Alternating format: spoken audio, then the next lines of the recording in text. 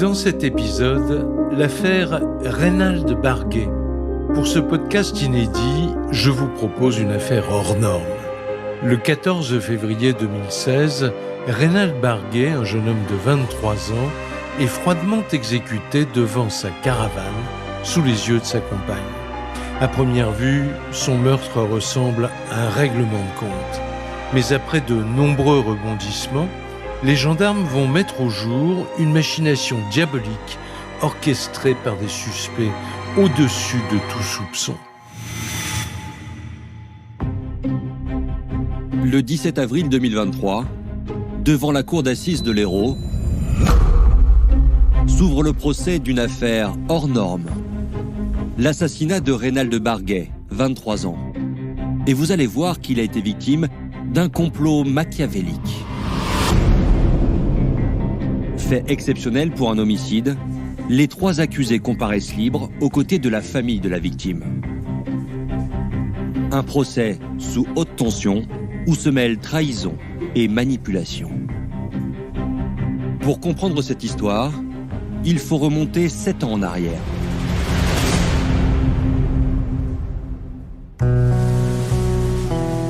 Tout commence pendant l'hiver 2016, à Marseille-en-Plage, à 50 km de Montpellier. Une petite ville qui sent bon les vacances et le sable chaud. C'est une petite ville qui est nichée en fait entre la mer Méditerranée. François Barrère, reporter à Midi Libre. Et l'étang de Thau, qui est un étang qui est juste derrière le littoral. C'est au bord de la mer pour accueillir les touristes et ça devient l'été une station balnéaire. Jean-Marc Darrigade, avocat de la défense. Avec des campings, avec toutes les infrastructures pour accueillir les gens avides de soleil et de mer. C'est dans ce décor de carte postale que Reynald Barguet, 23 ans, passe tous ses étés. Pendant l'année, ce jeune mécanicien habite dans le nord de la France, à Reims, avec ses parents. Mais dès les beaux jours, il accompagne son père dans le sud, sur les marchés de Marseille-en-Plage. Ils vendent des vêtements aux touristes. Des étés de rêve pour Reynald, qui décide de s'installer définitivement dans la région. Son père se rappelle bien du jour où il lui a fait part de ce projet de déménagement. J'ai un terrain de loisirs à Marseillon où j'y vais que du 15 juin au 15 septembre pour faire ma saison de marché. Reynald Barguet, père de Reynald. Et le reste du temps, je suis à Reims. Donc, Reynald m'a demandé de pouvoir rester sur le terrain. Donc, moi, j'ai dit, il n'y a pas de souci. Son papa, à Mobilo, met une caravane sur le terrain de loisirs. Sylvie Divry, mère de Reynald. Donc, ça fait un pied-à-terre aussi à Reynald. Voilà, il était en plein air, il était dans ses caravanes, il y avait tout ce qu'il fallait, il avait l'eau, il avait l'électricité. Il manquait de rien là-bas, donc pour lui, tout allait bien. Reynald savoure sa nouvelle vie dans le sud. D'autant plus qu'il vient de renouer avec son premier amour, Mandy, 22 ans. À l'adolescence, ils étaient restés 1 an ensemble. Il était tellement gentil, Reynald, que quand Mandy a revu Reynald, elle en était toujours amoureuse, j'en suis sûre. Et du coup, ils se sont remis ensemble. Lorsqu'ils se retrouvent en décembre 2015, Reynald a 23 ans, Mandy 22. Cette fois, c'est du sérieux. Ils s'installent dans la caravane et font des projets. Ils cherchent du travail et ils envisagent même de fonder une famille. Mais ce bonheur va être de courte durée. Le 14 février 2016, leur vie bascule. Ils vont traverser une nuit d'horreur qui changera leur destin à tout jamais. Exceptionnellement, Mandy, la petite amie de Reynald, a accepté de nous raconter le déroulement tragique de cette soirée. On était invités à un anniversaire, donc juste à côté. Mandy, petite amie de Reynald. On avait passé une très très bonne soirée, on était rentrés un petit peu tard. Il est 3h30 du matin lorsque Mandy et Reynald rentrent dans leur caravane. Ils sont heureux de leur soirée, mais exténués. Ils filent directement au lit. Mais 1 heure plus tard, Mandy se réveille en sursaut. J'ai entendu du bruit dehors, comme si on jetait des cailloux sur la caravane en fait. Donc du coup, à ce moment-là, je réveille Reynald. Je lui dis qu'il y a du bruit dehors, que j'ai peur parce que c'était pas normal quoi. À moitié réveillé, Reynald la rassure. Il n'y a aucune raison de s'inquiéter. D'ailleurs, il se rendort immédiatement. Mais Mandy est stressée. D'autant qu'une dizaine de minutes plus tard, à 4h30, le téléphone portable de Reynald vibre. Comme il dort profondément, Mandy décroche. Quand je réponds, on me dit que c'est Anthony. Est-ce que Reynald est là? Est-ce qu'il peut sortir? C'est urgent. Qu'est-ce qu'elle fait? Elle réveille Reynald et elle lui dit il y a Anthony qui vient de téléphoner, il veut que tu sortes, il dit qu'il est là, il veut te voir. Anthony est un des copains de Reynald. Mais pourquoi l'appelle-t-il à 4h30 du matin? À moitié réveillé, Reynald sort de la caravane. Immédiatement, une détonation retentit. Ça fait un bruit sourd et silencieux, un bruit d'air. Ça fait... Et à ce moment-là, Reynald me dit ils m'ont tiré dessus. Il a essayé de rentrer dans la caravane. Et à ce moment-là, il se refait tirer dessus une deuxième fois. Reynald, il est à terre et je peux rien faire. Et je peux rien faire du tout.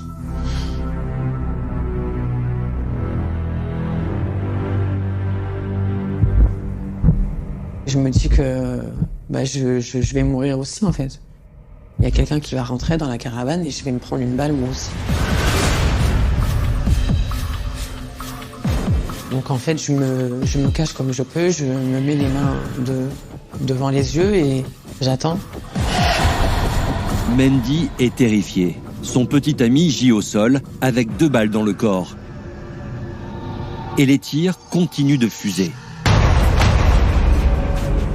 Le moindre geste, et elle est persuadée d'y passer à son tour.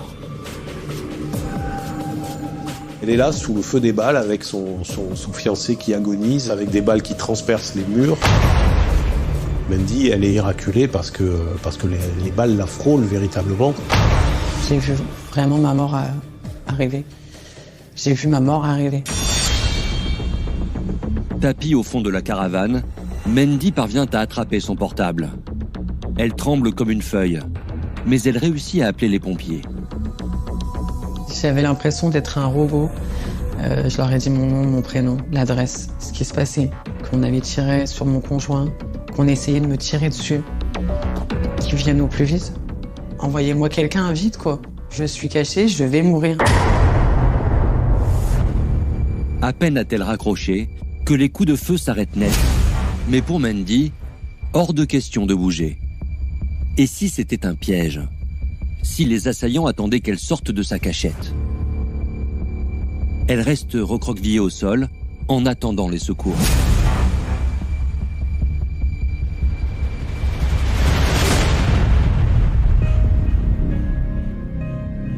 Une dizaine de minutes plus tard, les pompiers arrivent. Ils se précipitent aussitôt vers la caravane. Ils vont découvrir le corps de Reynald, gisant dans son sang, dans la caravane, en position plutôt ventrale. Et malgré les tentatives de réanimation qu'ils vont faire, les pompiers comprennent tout de suite qu'il n'y a plus rien à faire pour le sauver, donc ce jeune homme est décédé.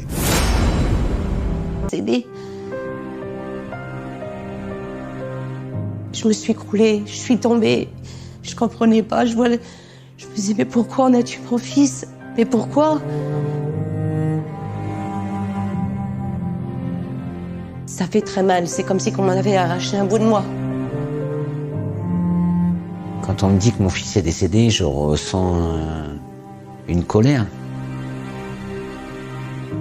Qu'est-ce qui s'est passé? J'y croyais pas. J'y croyais pas. Alizée à Barguet, sœur de Reynald. Puis après, j'ai vu l'état de ma maman, j'ai compris que c'était vrai. Je me suis effondrée.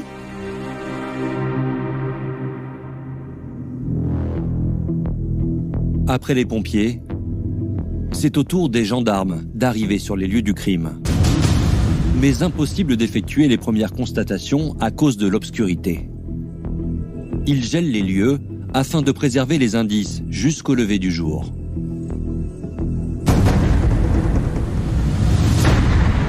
Le lendemain matin à 8h, c'est le major Jean-Marc Sixic de la section de recherche de Montpellier qui prend l'enquête en main. Donc on se transporte directement au lieu d'y mal dormir. La levée de corps n'a pas été faite puisqu'ils attendent le médecin légiste. Jean-Marc Sixic, directeur d'enquête de la section de recherche de Montpellier. Et c'est uniquement quand le médecin légiste arrive qu'il y a les constatations sur le corps. Le médecin légiste ausculte minutieusement le corps de Reynald. La victime a été touchée 2 fois. François Barrère, reporter à Midi Libre. Une première fois de face par un tir qui l'a atteint au thorax. Ensuite, Reynald a fait demi-tour et une deuxième balle l'a atteint de dos au niveau de l'épaule.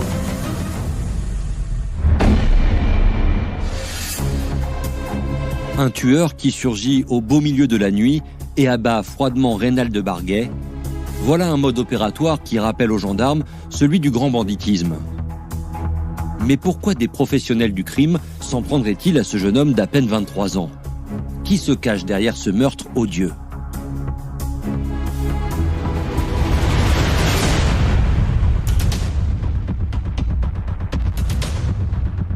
En attendant que Mandy, la seule survivante du drame, soit en état de témoigner, les gendarmes commencent leur investigation. Première étape, recueillir les indices qui pourraient leur permettre de remonter jusqu'au tireur. Les techniciens en identification criminelle passent les lieux au peigne fin. Et d'emblée, plusieurs éléments attirent leur attention. Ils vont découvrir des pierres, ils vont découvrir des morceaux de briques qui se trouvent à proximité de la caravane. L'autre élément qui est quand même beaucoup plus troublant, ce sont des cocktails Molotov. Les enquêteurs comprennent qu'ils ont affaire à un tueur déterminé qui avait tout prévu pour attirer Reynald hors de sa caravane. Il n'avait plus ensuite qu'à l'abattre. Un plan machiavélique qui n'est sûrement pas l'œuvre d'un homme seul. Et ils ne vont pas tarder à en avoir confirmation. À une 50aine de mètres du terrain des Barguet, le long de la voie ferrée, ils font une découverte capitale. Là où passe la voie ferrée, il y a un grillage qui empêche justement les gens de passer sur la voie ferrée. Et ils constatent que ce grillage a été découpé. Visiblement, c'est récent. Et à proximité du grillage, on trouve 2 traces de pas de 2 chaussures différentes. L'intuition des gendarmes était bonne. Ils n'ont pas affaire à un, mais à 2 criminels. Et ils vont bientôt en savoir plus sur l'un d'entre eux, en découvrant l'emplacement d'où il a tiré. Lorsqu'on monte sur la voie ferrée, on a effectivement ce qui paraît être le poste de tir, puisqu'on est en hauteur et qu'on voit en face la caravane, et que donc c'est visiblement là que le tireur a dû se poster. Mais ce qui les frappe aussi, c'est la distance, parce qu'on est à plus d'une 50aine de mètres. Donc c'est un véritable tir à distance, un peu comme si on avait un tireur d'élite, un sniper, qui s'était posté pour abattre sa cible. 5 heures seulement après la mort de Reynald, l'enquête progresse à grands pas.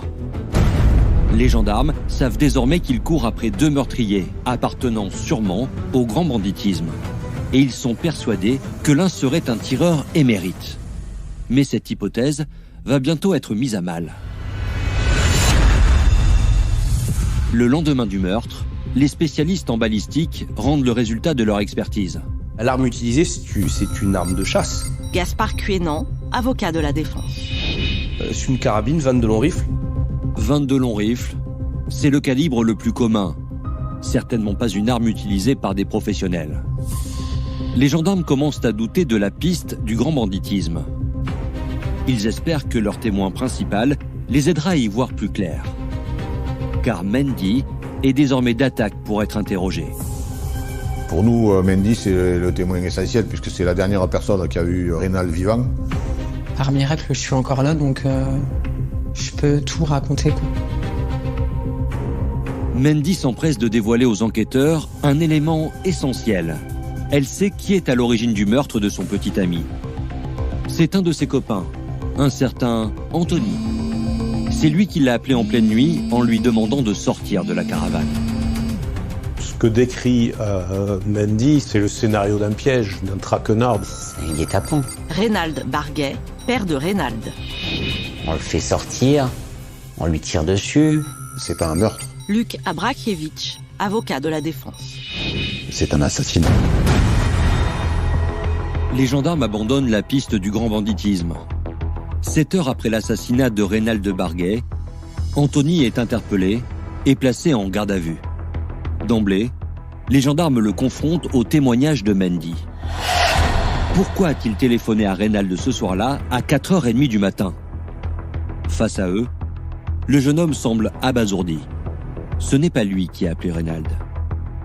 D'ailleurs, dans son portable, les gendarmes ne retrouvent aucune trace de cet appel. La piste Anthony, on va la creuser et on va s'apercevoir que c'est un leurre, très rapidement. En plus, Anthony possède un alibi solide. Ce soir-là, il était chez ses parents qui confirment sa présence. Les gendarmes doivent reprendre leur investigation à zéro, ou presque. Leur seul indice, l'assassin s'est fait passer pour Anthony. C'est donc qu'il était assez proche de la victime pour connaître ses copains. Alors qui dans l'entourage de Reynald pouvait bien lui en vouloir au point de l'assassiner? Pour le savoir, les enquêteurs vont éplucher sa vie dans les moindres détails.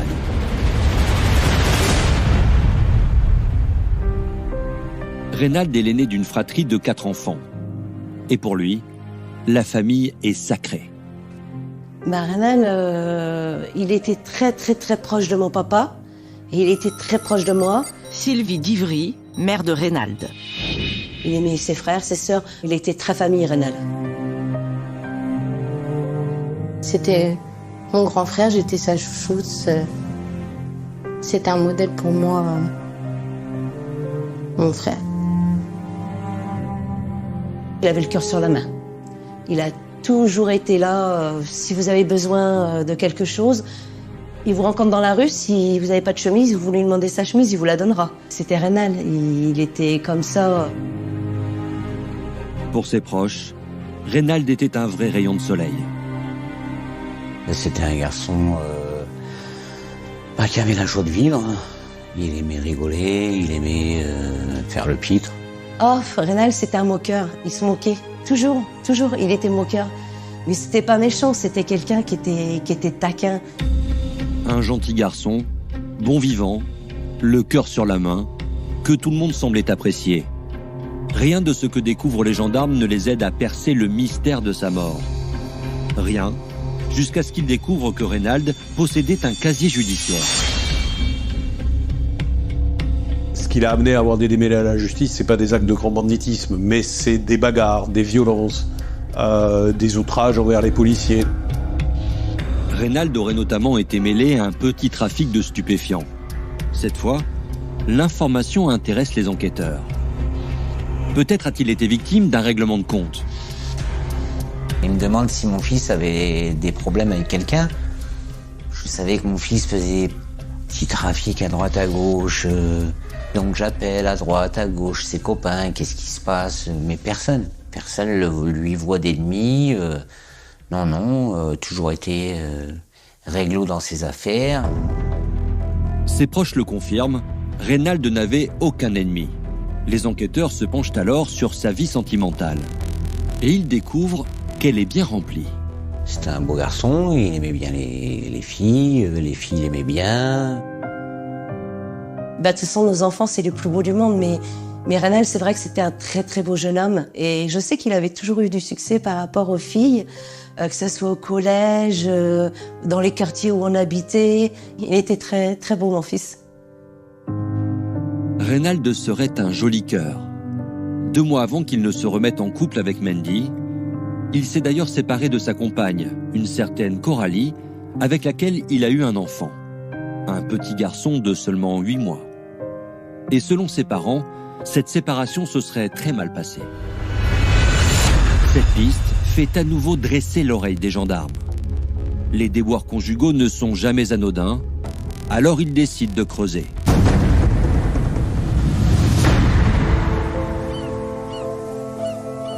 Entre Reynald et Coralie, tout commence par un coup de foudre, en 2014. Comme à leur habitude, Reynald et sa famille passent l'été à Marseillan. C'est là qu'ils flashent sur Coralie, une amie de sa sœur, Alizéa. Mon frère il m'a demandé de lui présenter Coralie, parce qu'il voit une jolie fille, elle était très belle. Donc je lui ai présenté. Alizéa Barguet, sœur de Reynald. Et quand elle a connu mon frère, je l'avais jamais vue aussi souriante. Mon frère et Coralie sont tombés très vite amoureux. Reynald a alors 20 ans, Coralie 16. Elle est encore collégienne. Entre eux, c'est une évidence. Mais il y a un hic. Coralie a déjà un petit ami. Il s'appelle Alexandre Petrman. Il a le même âge que Reynald. Mais leur point commun s'arrête là. Car lui a tout du garçon modèle. Alexandre Petrman, c'est un jeune homme, il est pétri de qualités, des qualités intellectuelles, de qualités physiques. Jean-Marc Darrigade, avocat de la défense. Il est gentil, il est très serviable, il a le cœur sur la main, il voudrait toujours rendre service, il est intelligent, toujours un concert de louanges. Il va réussir à rentrer dans le corps très prestigieux des sapeurs-pompiers de Paris. François Barrère, reporter à Midi Libre. Il y a une sélection extrêmement rigoureuse pour arriver à sélectionner les meilleurs éléments. C'est un corps d'élite. C'est quelqu'un qui a une personnalité exceptionnelle. Il voue sa vie à ce métier dont la devise est « sauver ou périr ». Alexandre Petrman a tout pour lui, mais ça ne se commande pas. Coralie a eu un coup de foudre pour Reynald. Alors elle le quitte. Mais chez elle, son nouveau petit ami ne fait pas l'unanimité. Elle l'a présenté à sa mère. Quand elle a appris que Reynald vivait en caravane, sur un terrain, ça l'a un petit peu dérangé. Après, elle a appris que Reynald avait un casier judiciaire. Donc là, ça l'a braqué carrément. Elle, c'est une fille de bonne famille. Sa mère, son beau-père, ce sont des honnêtes commerçants. Eux, c'était des gens, on va dire, bien. Donc elle n'acceptait pas que Coralie soit avec Reynald. Valérie Andrieux, la maman de Coralie, insiste un peu plus tous les jours pour que sa fille quitte Reynald. Au fil des semaines, les relations mère-fille deviennent conflictuelles et Coralie prend une décision radicale. Coralie, face à cette opposition de sa mère, va fuguer. Elle va fuguer pour aller s'installer avec Reynald. Et ils vont partir à l'autre bout de la France. 4 mois après leur rencontre, Reynald rentre à Reims avec Coralie. La jeune fille coupe tout contact avec sa mère. Valérie Andrieux, sa maman, est désemparée. Valérie Andrieux va déposer des dizaines de plaintes. Gaspard Cuénan, avocat de la défense. Elle va être entendue à 7 reprises par les gendarmes dans cette procédure où elle va crier son désarroi parce que sa fille adolescente a fugué et personne ne l'écoute. Il lui explique que sa fille a 16 ans, qu'elle a la majorité sexuelle et qu'on ne peut rien faire contre cette situation à partir du moment où sa propre fille dit qu'elle est là de son plein gré. De leur côté, Coralie et Reynald sont heureux. D'autant que quelques jours après s'être installée à Reims, en septembre 2014, la jeune femme tombe enceinte. Elle a à peine 16 ans. Bon, elle était mineure. Après, ils avaient fait leur choix. Elle était enceinte, elle voulait le garder. Lui, il voulait qu'elle le garde. Elle était heureuse, elle disait je suis enceinte et tout. Elle nous a pris dans ses bras, elle disait que ça allait être moi la marraine. Mon frère, il était heureux aussi d'avoir un enfant. Quand il a appris qu'il allait être papa, franchement, c'était... oh là là, il était très très heureux. C'était le plus heureux des hommes, on va dire. En juin 2015, Coralie met au monde un petit garçon. Reynald prend son rôle de jeune père très à cœur. C'était un très très bon papa. Il ramenait le bébé à tout le monde, il faisait montrer le bébé à tout le monde. Le bébé est constamment dans les bras de mon fils Reynald. Après la naissance de leur bébé, le couple repart s'installer dans le sud, à Marseille-en-Plage, dans la caravane. Mais ce retour va signer la fin de leur bonheur.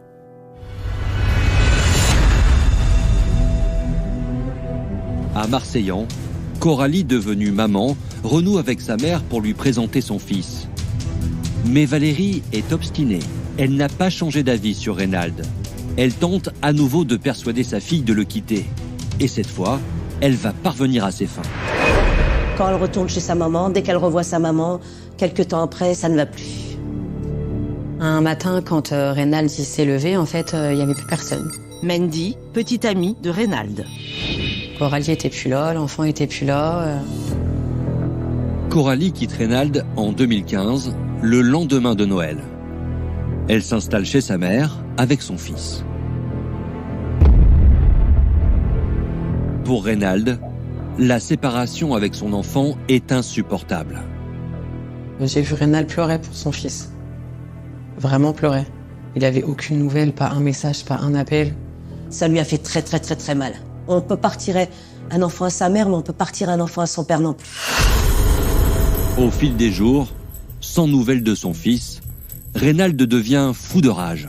À un moment donné, comme il voulait savoir où était son fils... Jean-Marc Sixic, directeur d'enquête de la section de recherche de Montpellier. Il appelait Valérie Andrieux 60 fois par jour. Il va proférer des menaces de mort et dire qu'il abattra toutes les personnes de cette famille une à une jusqu'à ce qu'on lui rende son enfant. Et d'ailleurs, Reynald Barguet devait comparaître au mois de juin pour toutes ces menaces s'il n'avait pas été assassiné au mois de février. Ce conflit pour la garde du bébé intéresse fortement les gendarmes. La belle-mère de Reynald s'est-elle sentie tellement menacée qu'elle aurait décidé d'éliminer son beau-fils? Pour le savoir, les enquêteurs commencent par dresser le profil de Valérie Andrieux. Au niveau professionnel, elle a occupé plusieurs emplois. Elle a été factrice. Elle a été assistante opératoire dans un cabinet vétérinaire. Elle a l'apparence d'une maman, d'une quinquagénaire tout à fait ordinaire, qui n'a rien de saillant d'une façon ou d'une autre. Les gendarmes sont étonnés de ce qu'ils découvrent. Une mère de famille bien sous tout rapport. On est loin du profil d'une meurtrière. Et d'ailleurs, le père de Reynald lui-même prend sa défense. Je les dédouane directement. Moi, je dis c'est impossible, ça peut pas être eux. Reynald Barguet, père de Reynald. C'est pas des bandits, c'est des gens de bonne famille. Quand mon fils a été assassiné, j'ai appelé Valérie Andrieux. Elle s'est mise en pleurs. Qui a fait ça? Qui a fait ça? Oh non, le pauvre Reynald. Pour moi, c'était non, pas eux. Les enquêteurs étaient persuadés d'être sur la bonne piste, mais à présent, ils doutent. Alors, ils poursuivent leurs investigations, car ils n'ont toujours ni mobile, ni suspect.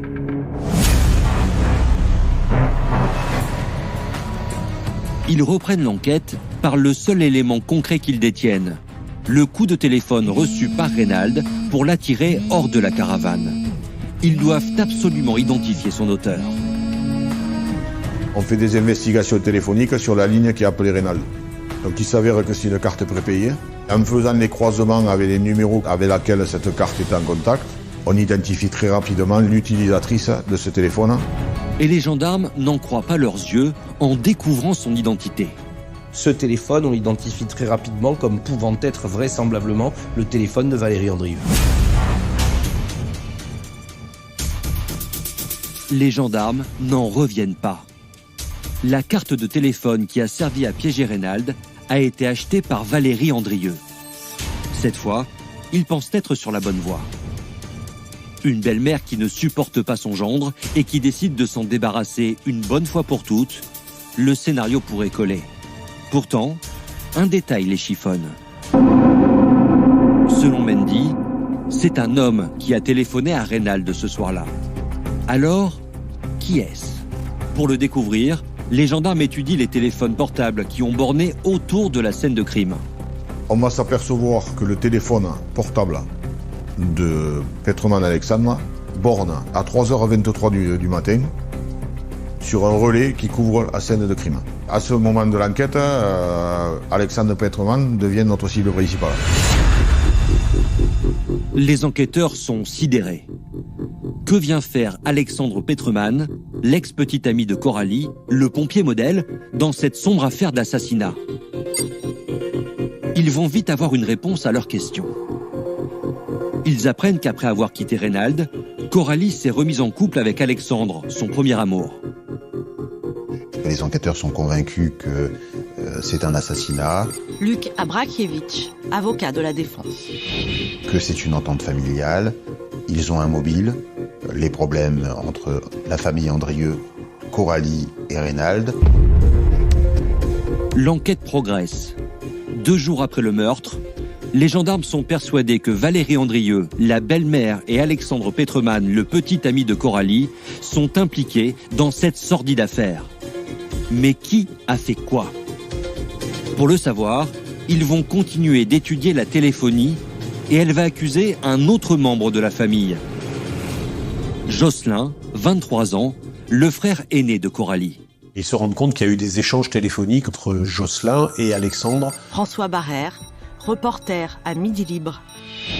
Dans les heures et la journée précédant le crime. Alexandre Petroman, à 1h du matin, il est venu voir Jocelyn. Donc ils vont se dire peut-être qu'on a là les 2 personnes qui ont commis ce crime.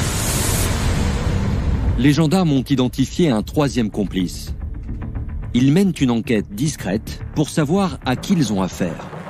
Et là encore, ils tombent de leur chaise. Jocelyn, il s'est engagé dans la Marine nationale très jeune. Il sert sur une frégate qui est utilisée pour des missions extrêmement importantes par la Marine nationale, des missions d'écoute et de renseignement.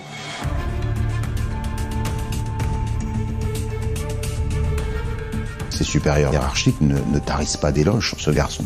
Le commandant de bord, son officier est venu dire que c'est un homme sur qui on pouvait compter dans le travail, qui était sérieux, qui était impliqué et qui surtout respectait les autres. Décidément, dans cette affaire, les suspects n'ont pas le profil de l'emploi. Alors là, on a effectivement 3 personnes qui ont un casier judiciaire vierge et qui sont en dessus de tout soupçon. Un qui sert son pays dans la Marine nationale, l'autre qui sert son pays chez les pompiers, et une femme qui a fait divers métiers, qui n'a vraiment pas le profil de ça. C'est vraiment quelque chose de très atypique. Et la suite de cette affaire n'a pas fini de surprendre les gendarmes. Car ils ont désormais suffisamment d'éléments pour interpeller les suspects et leur audition va révéler l'impensable. Le 16 février 2016, 2 jours après le meurtre de Reynald de Barguet, Valérie Andrieux, 48 ans, son fils Jocelyn, 23 ans, et son nouveau gendre Alexandre Petroman, 23 ans également, sont placés en garde à vue. C'est lui, le jeune pompier, qu'ils interrogent en premier.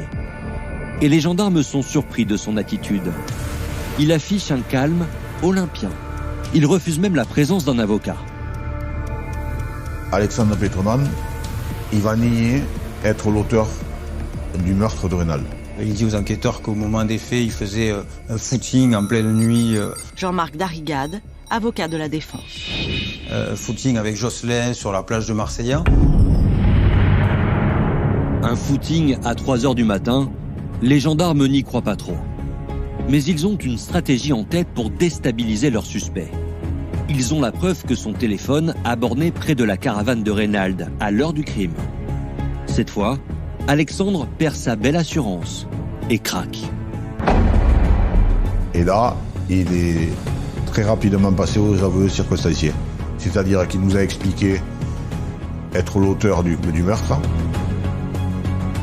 Il avoue le crime et il le justifie en expliquant qu'il a voulu sauver, protéger en fait la famille de celle qu'il aime, Coralie, puisque Reynald était fou furieux de ne plus pouvoir avoir accès à son fils. Tout un climat de terreur qui lui était devenu insupportable et pour lequel il a tenté de trouver une solution.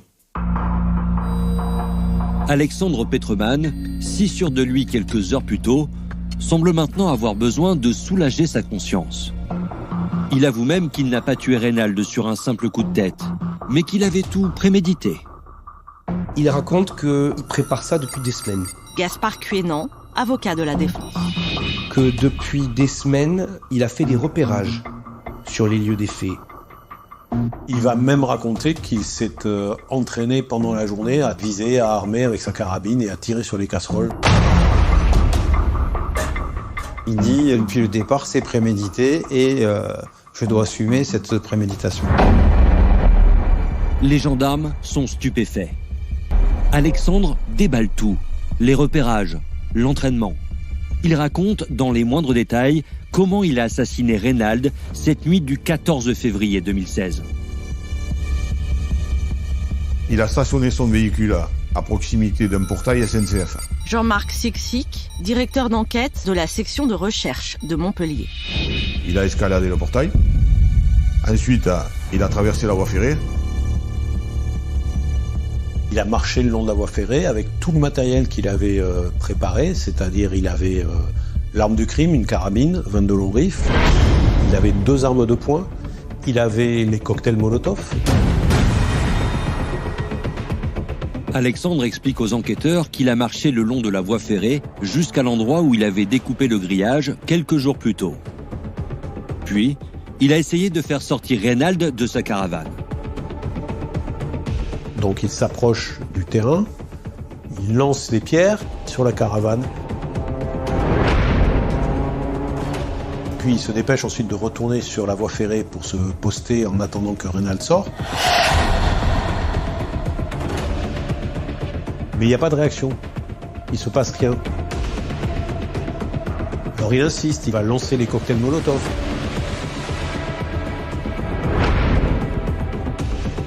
Mais les cocktails Molotov ne marchent pas. Il y en a un seul qui s'embrase, mais ça fait pchit en quelque sorte. Ça attire pas non plus l'attention. Alexandre est à 2 doigts de laisser tomber. C'est à ce moment-là qu'il a l'idée de téléphoner à Reynald en se faisant passer pour son ami, Anthony. Alors il a appris au cours des discussions que Reynald pouvait avoir des affaires avec cet Anthony, que celui-ci avait une dette à son égard. Et donc il a l'idée d'utiliser cette anecdote et cette histoire pour faire sortir Reynald de sa caravane en lui disant qu'il veut le voir immédiatement. Alexandre précise aux enquêteurs qu'il a appelé Reynald avec un téléphone portable qu'il a volé à sa belle-mère, Valérie Andrieux, quelques heures plus tôt. Donc cette dernière n'est absolument pas au courant que son téléphone a servi pour débusquer Reynald le soir du crime. Le plan d'Alexandre fonctionne. Reynald tombe dans le piège et sort tranquillement de la caravane, pensant retrouver son copain, Anthony. Alexandre saisit alors sa carabine 22 longs rifles.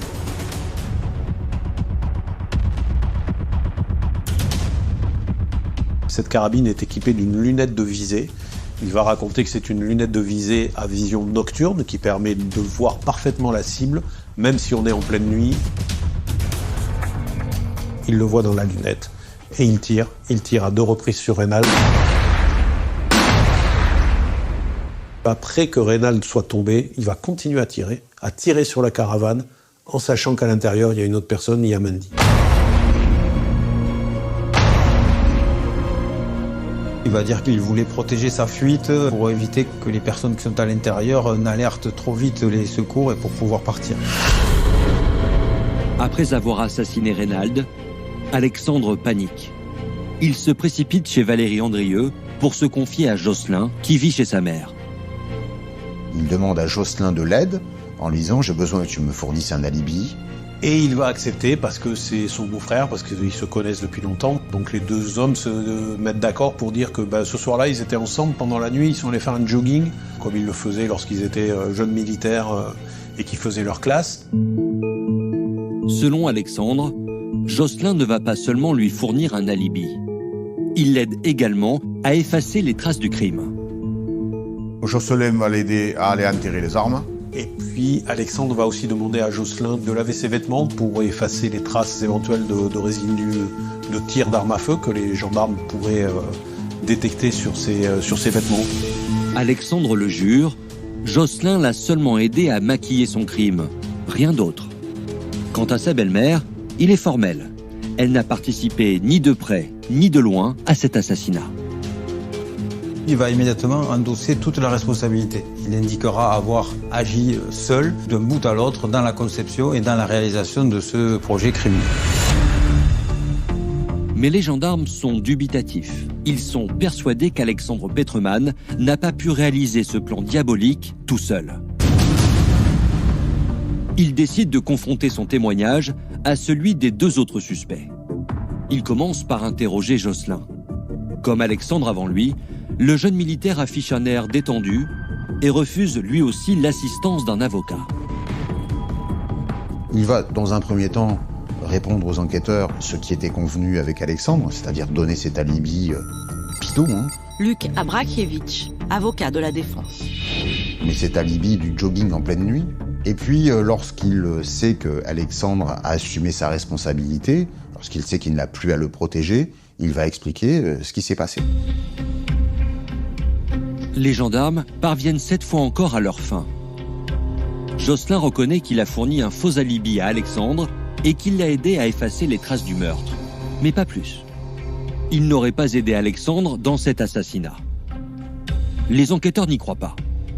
La preuve, la 2e empreinte sur le lieu du tir pourrait être la sienne. Et ce n'est pas tout. Lorsqu'on se rend sur place, lorsqu'on voit les lieux, la distance entre le poste de tir et la caravane. François Barrère, reporter à Midi Libre. Ça paraît extrêmement difficile d'aller jeter une pierre sur une caravane, de courir pendant 50 mètres, de se poster et d'être prêt à tirer. C'est un scénario qui ne fonctionne pas. Les gendarmes ont la conviction que Jocelyn est plus impliqué qu'il ne le dit. Mais impossible de lui faire lâcher le morceau. Et ils ne vont pas avoir plus de succès auprès de Valérie Andrieux. Valérie Andrieux, elle ne comprend pas pourquoi on lui reproche d'être mêlée à l'assassinat de son ex-gendre. Elle tombe des nues. C'est une femme de 50 ans, c'est une mère de famille qui n'a jamais fait une seconde de garde à vue, qui n'a jamais eu affaire à la police ni à la justice, et elle ne comprend rien. Nous, notre sentiment, c'est que c'est une menteuse. L'ex-belle-mère de Reynald est inébranlable. Les gendarmes ne savent plus comment s'y prendre. Mais alors qu'ils l'interrogent, coup de théâtre. Leurs collègues de la section de recherche, qui épluchaient ses comptes bancaires, viennent de faire une trouvaille inespérée. Ils ont découvert que Valérie a acheté, dans les jours précédant le crime, elle a acheté 2 talkie-walkie, elle a acheté 2 cagoules, et elle a acheté aussi un écouvillon, c'est-à-dire un dispositif pour nettoyer les armes à feu, qui, comme par hasard, est un écouvillon adapté au calibre 22 long rifle, c'est-à-dire le calibre de l'arme du crime. Pour les gendarmes, ces informations sont du pain béni. Mais confrontée à ces éléments, la mère de famille ne se démonte pas. Elle va acheter tout ça parce que sa fille et son beau-fils partaient plus tard pour faire du ski et que Alexandre lui avait demandé d'acheter tout ça. Gaspard Cuénan, avocat de la défense. Et elle va aussi acheter 2 talkie-walkie. C'est Alexandre qui lui a demandé d'acheter ces 2 talkie-walkie pour faire de l'airsoft, qui est une discipline qu'il pratiquait à titre de loisir avec ses amis. Du ski et de l'airsoft, les gendarmes n'y croient pas une seconde, mais ils ont besoin d'un maximum de preuves pour confondre Valérie Andrieux. Alors, face à ces dénégations, ils décident de perquisitionner son domicile. Et ils ne vont pas le regretter. On a saisi l'ordinateur portable qu'utilisait Madame Valérie Andrieux. Et dans cet ordinateur, on va trouver des recherches un peu étranges. Fusil à pompe, club de tir, mercenaires pour contrat, traceur. Concernant ces recherches internet, elle aura comme réponse pour les écarter Jean-Marc Darrigade, avocat de la défense. Le fait que ce n'est pas elle qui a effectué ces recherches sur cet ordinateur familial. Face à ces nouveaux éléments, Valérie Andrieux reste imperturbable, une fois de plus. Mais elle va recevoir un coup fatal. Il vient de son fils aîné, le frère de Coralie et de Jocelyn. Auditionné par les enquêteurs, il livre une anecdote qui va révéler une facette très inquiétante de sa mère. Il va nous préciser qu'il y a quelques années de ça, sa mère a été victime d'un vol à son domicile à Marseillan. Ils vont identifier les auteurs du vol. Elle va déposer plainte. Jean-Marc Sixic, directeur d'enquête de la section de recherche de Montpellier. Un des auteurs va mettre la pression à sa mère pour qu'elle retire sa plainte. Et sa mère va demander à son fils aîné d'éliminer définitivement cette personne.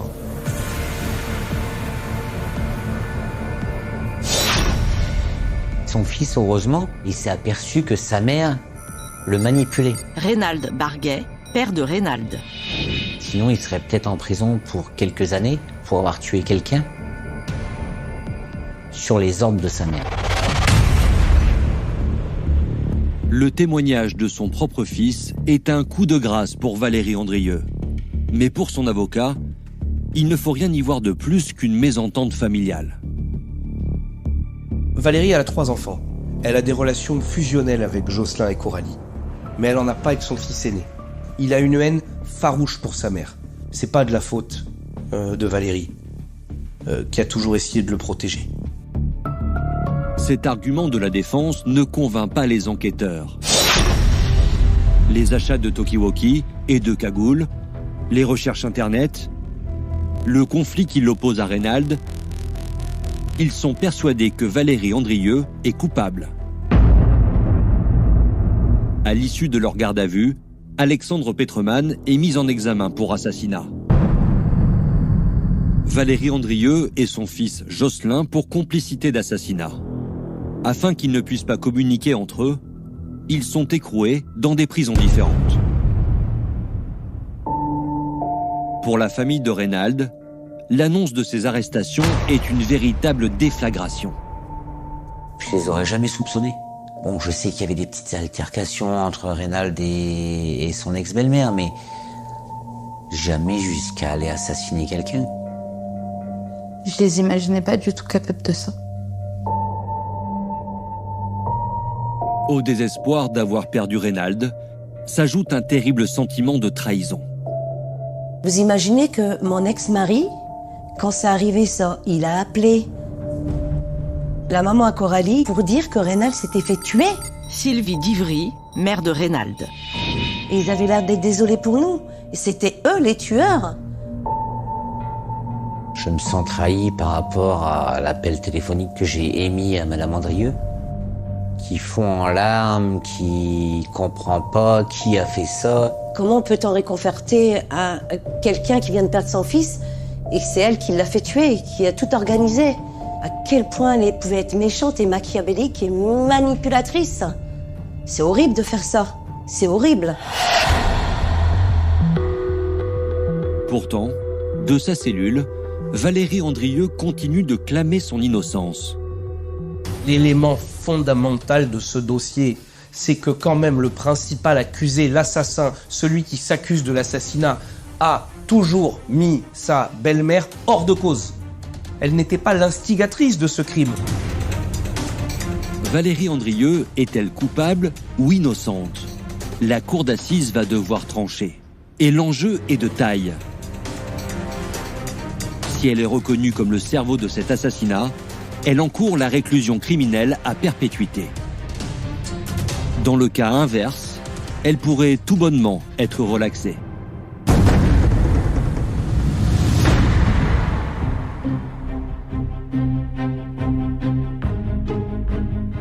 Le procès s'ouvre le 17 avril 2023 devant la cour d'assises de l'Hérault à Montpellier, plus de 7 ans après les faits. Un procès très particulier, car à cause du Covid et du retard accumulé par la justice, les 3 accusés comparaissent libres. Un fait exceptionnel pour des accusations aussi graves. Pour la famille Barguet, c'est une épreuve supplémentaire. Vous aviez 3 inculpés qui venaient tous les jours à la même heure que nous. Les pauses en même temps que nous dehors, à la machine à café avec nous, aux toilettes avec nous. Tout à côté de nous. Normal. On a tous gardé notre cam face à eux. Alizéa Barguet, sœur de Reynald. En espérant que la justice fasse ce qu'elle a à faire. La famille Barguet n'espère qu'une chose, qu'Alexandre Petermann dénonce enfin Valérie et Jocelyn. Mais le jeune pompier reste campé sur ses positions. Il est le seul coupable. Il est toujours dans son rôle de sauveur, de héros. Pourquoi ? Parce que si lui, il est incarcéré, si Jocelyn, il est incarcéré, si Valérie Hendrieux, elle est incarcérée, qui va s'occuper de Coralie ? La famille Barguet, qui attendait de nouveaux aveux, est déçue. Et ce n'est pas terminé. Car dès le départ, les avocats de la défense jouent leur carte maîtresse. Le profil irréprochable de leur client. C'est eux les assassins, puis au final, eux c'est des gens bien, on vient témoigner pour eux, c'est des bons marins, c'est des bons pompiers. On n'avait pas l'impression que c'était leur procès. J'avais plutôt l'impression que c'était le procès à mon frère. Le 4e jour d'audience, le père de Reynald vient déposer à la barre. Son objectif, faire basculer le procès. J'ai dit que mon fils était peut-être un délinquant. Mais au moins, c'était pas un assassin. Par contre, Alexandre, c'était le gendre idéal, mais c'est un assassin. Le père de Reynald livre des révélations bouleversantes. Il explique que depuis l'assassinat de son fils, il n'a vu son petit-fils de 7 ans qu'à quelques reprises seulement et accompagné par des éducateurs. Leur dernière entrevue date d'il y a plus de 3 ans. Et la suite de ce qu'il raconte est à peine croyable. Un jour, lors d'une visite, je vais voir mon petit-fils, il a une chaîne autour du cou. Il me dit « Ne touche pas ça à mon papa ». Et quand la chaîne se retourne, je vois Alexandre avec une date de naissance, qui est la date de naissance de Alexandre Petermann, l'assassin de mon fils. Donc mon petit-fils se promène avec la chaîne de l'assassin de son père autour du cou et me dit « N'y touche pas, c'est à mon papa ». C'est horrible, on peut pas faire ça. Ça nous fait du mal à nous, ils se rendent même pas compte que comment ça peut faire mal. Moi, la grand-mère qui ne le voit jamais, le tueur qui vit avec, mais c'est horrible. J'aimerais bien le voir, mon neveu. C'est tout ce qui me reste de mon frère, c'est mon neveu.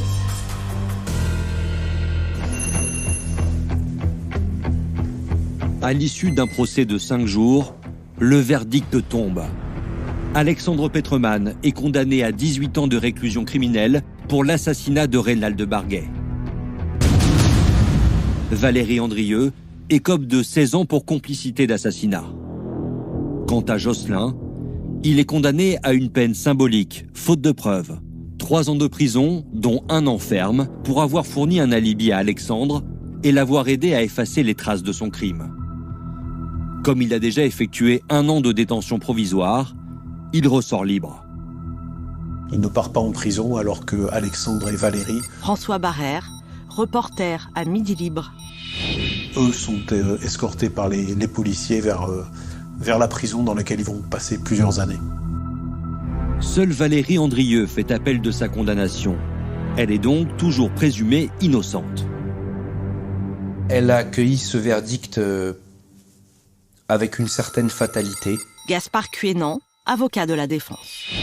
Une fatalité qui fait aussi dire que le combat n'est pas terminé et qu'il continue. Depuis l'assassinat de Reynald, il y a 7 ans, chaque jour qui passe laisse un vide immense chez ses proches. C'est comme si on m'avait arraché le cœur, ça fait tellement mal. On m'a arraché un bout de moi-même. J'ai l'impression des fois de ne pas vivre, de survivre. J'espère que son fils, plus tard, il découvrira la vérité. Et qu'il saura que son père, c'est un homme bien. J'en ai gros sur le cœur d'avoir perdu mon fils. Mais je ne pleure pas. Je ne suis pas de nature à pleurer. Et malgré que je ne pleure pas, ma douleur est là. Et elle est grande, profonde. À ce jour, la famille Barguet n'a toujours pas revu le fils de Reynald. Elle attend la décision du juge aux affaires familiales qui doit statuer sur son droit de visite. Elle devra ensuite affronter le procès en appel. Une nouvelle épreuve.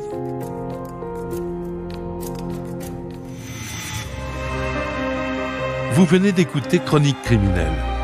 Si l'épisode vous a plu, n'hésitez pas à mettre des étoiles, à commenter ou à vous abonner sur votre plateforme d'écoute préférée. Et retrouvez dès la semaine prochaine un nouvel épisode de Chronique criminelle.